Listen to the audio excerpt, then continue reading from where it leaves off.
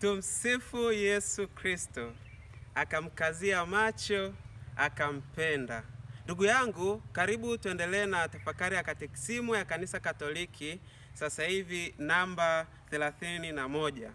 Hapa tunaendelea kutazama njia za kumjua Mungu. Kwa hiyo msingi wetu mkubwa upo ni namna gani ya kumjua Mungu.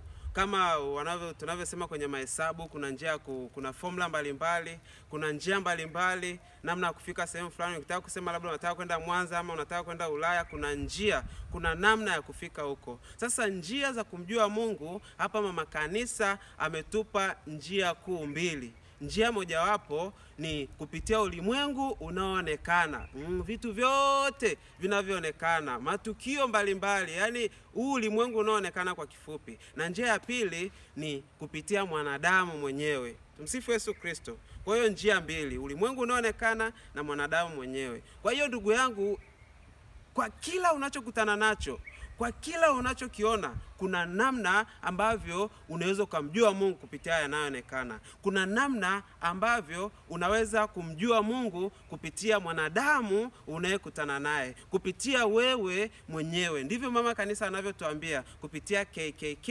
namba 31. Kwa ndugu yangu, usijisikie vibaya.